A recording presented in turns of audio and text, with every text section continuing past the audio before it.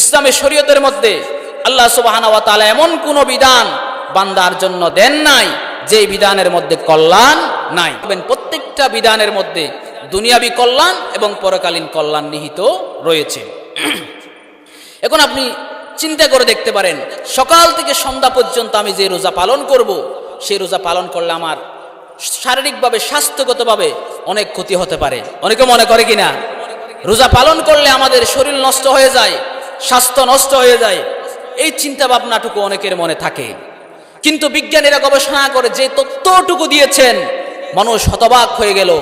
আজ থেকে ১৫০০ বছর আগে যেই কোরআনুল কারীম নাজিল করেছেন, সেই কোরআনুল কারীমকে বান্দার জীবন পরিচালনার জন্য যেই ফর্মুলা, যেই পদ্ধতি রমজানের রোজা পালন করার জন্য আল্লাহ পাকের পক্ষ থেকে দেওয়া হলো, সেই পদ্ধতি অনুযায়ী বান্দা যদি রমজানের রোজা পালন করে, তাহলে বান্দার স্বাস্থ্যগত অনেক উপকারিতা রয়েছে। আল্লাহ রাব্বুল আলামিন রোজার প্রসঙ্গে বলেন, সূরাতুল বাকারার ১৮৪ নম্বর আয়াতের মধ্যে বলেন, বান্দা তোমরা যদি জানতে রোজার মধ্যে কি কল্যাণ নিহিত রয়েছে, রোজার মধ্যে তোমাদের জন্য কল্যাণ নিহিত রয়েছে, যদি তোমরা তা উপলব্ধি করতে পারতে। এমন একটা কথা রব্বুল আলামিন বলে দিলেন আজ থেকে ১৫০০ বছর আগে, যখন এই পৃথিবীর মধ্যে কোনো রিসার্চ সেন্টার ছিল না, এই পৃথিবীতে যখন কোনো বিজ্ঞানের চর্চা হতো না, কোনো বৈজ্ঞানিক তৈরি যখন এই পৃথিবীতে যখন প্রতিষ্ঠিত হয়নি, মানুষগুলো যখন বিজ্ঞান সম্পর্কে অবহিত ছিল না, মানুষগুলো বিজ্ঞান নিয়ে তখন গবেষণা করতো না, আল্লাহ রাব্বুল আলামিন এমন একটা কথা বলে দিলেন বান্দার জন্য, বান্দা যদি রোজা পালন করো তাহলে তা তোমাদের জন্য কল্যাণকর হবে। ১৫০০ বছর অতিক্রম হওয়ার পরে বিজ্ঞানীরা আয়াতকে নিয়ে গবেষণা করে হতবাক হয়ে গেলেন। ইসলাম ধর্ম কেমন ধর্ম, যে ধর্মের মধ্যে বান্দার সব কল্যাণের কথা স্পষ্টভাবে বলে দেওয়া হয়েছে, যেই ধর্মের মধ্যে বান্দার স্বাস্থ্যগত উপকারিতার কথাও বলে দেওয়া হয়েছে। এই রোজাকে নিয়ে গবেষণা করে ২০১৬ সালে একজন বিজ্ঞানী নোবেল পুরস্কার পেয়েছেন, তার নাম হচ্ছে উসুমি। যেই বিজ্ঞানী এই রোজাকে নিয়ে গবেষণা করার মাধ্যমে পৃথিবীতে একমাত্র নোবেল পুরস্কার পেয়েছেন। এই রোজাকে নিয়ে মন্তব্য করেছেন অক্সফোর্ড বিশ্ববিদ্যালয়ের মুখপাত্র প্রফেসর মোরব্যান্ড বলেন, মুসলমানের ধর্মের মধ্যে এমন একটা বিধান দেওয়া হয়েছে, যেই বিধান যদি শুধু একমাত্র রোজার বিধানও যদি দেওয়া হতো, অন্য বিধান না দিয়ে শুধু রমজানের রোজার বিধানও যদি মুসলমান ধর্মে দেওয়া হতো, তাহলে মুসলমানরা অস্বীকার করার মতো কিছু থাকতো না। কারণ হলো রোজা এমন একটা নিয়ামত, যে নিয়ামত হচ্ছে মুসলমানদের জন্য শ্রেষ্ঠ নিয়ামত। কেমন নিয়ামত? এই রোজা পালন করার মাধ্যমে রোজার কি বৈজ্ঞানিক উপকারিতা রয়েছে একটু শুনুন তাহলে। ডক্টর ম্যাকলাইভ বলেন, বান্দা যখন রোজা পালন করে, সারা বছর আমরা অখাদ্য কুখাদ্য গ্রহণ করার মাধ্যমে বান্দার আমাদের দেহের মধ্যে নানা সমস্যা সৃষ্টি হয়, শরীরের মধ্যে নানা আবর্জনা সৃষ্টি হয়। একটা মিশিং যেমন সারা মাস চলার কারণে সারা বছর যেমন একটা মিশিং চলাফেরা করতে থাকলে, চলার পর চলতে থাকলে, বিরতিহীনভাবে যদি কোনো মিশিং চলে, ওই মিশিংয়ের নানা সমস্যা হতে পারে কিনা, ওই মিশিংয়ের মধ্যে নানা ধরনের সমস্যা হতে পারে, নানা আবর্জনা জমতে পারে। সারা বছর যখন এই পাকস্থলী খাদ্য গ্রহণ করে আবার হজম করে, পাকস্থলীর কার্যক্রম সারা বছর ধরে চলতে থাকে। বান্দা যখন রমজানের ১ মাস রোজা পালন করে, ১২ থেকে যখন ১৪ ঘন্টা রোজা পালন করে, আল্লাহ রাব্বুল আলামিন বান্দার পাকস্থলীকে সুস্থ করে দেন। সারাটা বছর আমরা অখাদ্য কুখাদ্য গ্রহণ করার মাধ্যমে আমাদের দেহের মধ্যে এক ধরনের জৈবিক বিষ উৎপন্ন হয়, যাকে টক্সিন বলা হয়, বিজ্ঞানের ভাষায় যাকে টক্সিন বলা হয়।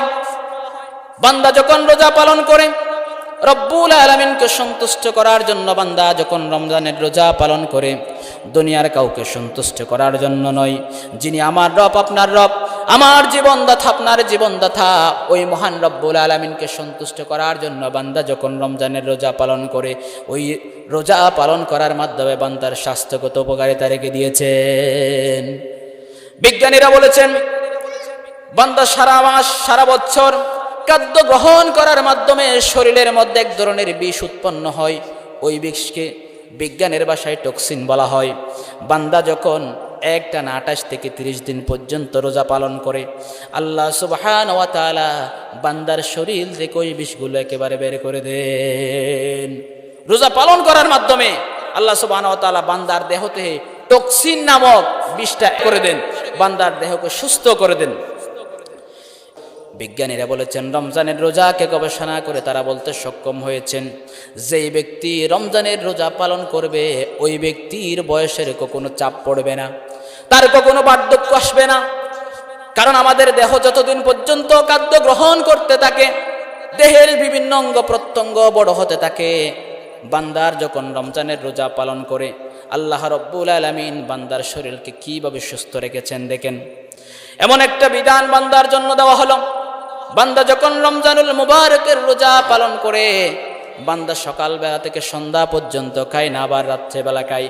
এইভাবে যখন ক্রমান্বয়ে যখন বান্দা 28 থেকে 30 দিন পালন করে, আল্লাহ রব্বুল আলামিনের বিধান যখন পালন করে, বিজ্ঞানীরা বলেছেন এই রোজা পালন করার মাধ্যমে বান্দার কোনো বার্ধক্য সহজে আসে না। যে ব্যক্তি রোজা পালন করবে ওই ব্যক্তি সহজে বার্ধক্যজনিত সমস্যায় সম্মুখীন হবে না।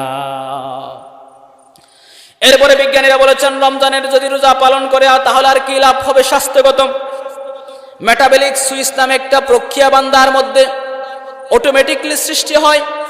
বান্দা যখন আমাদের দেহ পরিচালনা করার জন্য, আমাদের গাড়ি যেমন পরিচালনা করার জন্য তেলের প্রয়োজন হয়, আমাদের শরীর পরিচালনা করার জন্য এক ধরনের শক্তির প্রয়োজন হয়।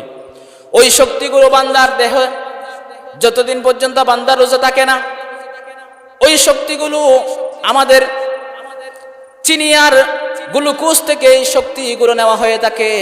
আর বান্দা যখন রোজা পালন করে থাকে, বান্দা যখন কোনো খাদ্য গ্রহণ করে না, আল্লাহর ভয়ে যখন সকাল থেকে সন্ধ্যা পর্যন্ত বান্দা যখন কোনো খাবার গ্রহণ করে না, সন্ধ্যাবেলা যখন হয়ে যায়, যখন 10 ঘন্টা অতিক্রম হয়ে যায়, আল্লাহ রব্বুল আলামিন বান্দার দেহের মধ্যে এমন একটা টিপস করে দিলেন, এমন একটা প্রক্রিয়া করে দিলেন।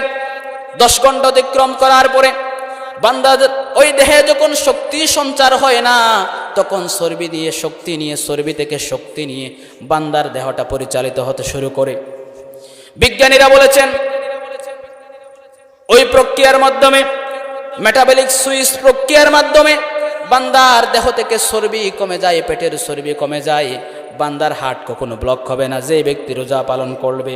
এরপরে সুগার নিয়ন্ত্রণ থাকে, যে ব্যক্তি রোজা পালন করবে তার স্বাস্থ্যগত উপকারিতা আছে কি নাই।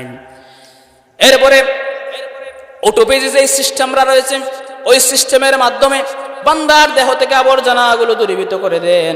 এরপরে রমজানের যখন বান্দা রোজা পালন করবে, রমজানের রোজা পালন করলে বান্দার স্বাস্থ্যকর তার একটা উপকারিতা রয়েছে, সেটা হচ্ছে মনের মধ্যে প্রশান্তি আসে। রোজা রাখার কারণে বান্দার মধ্যে এন্ডোরফিন নামক এক ধরনের হরমোন উৎপন্ন হয়, যেই হরমোন উৎপন্ন হওয়ার কারণে বান্দার মনের মধ্যে প্রশান্তি আসে। বান্দার মনের মধ্যে প্রশান্তি আসে।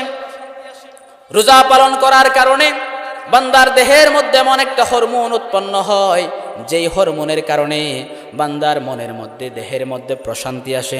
সুতরাং রোজা আদায় করার মাধ্যমে বিজ্ঞানীরা বলেছেন মনের মধ্যে প্রশান্তি আসে। এরপরে বিজ্ঞানীরা আরও বলেছেন এই রোজা পালন করার মাধ্যমে বান্দার মধ্যে রোগ প্রতিরোধ ক্ষমতা বাড়ে।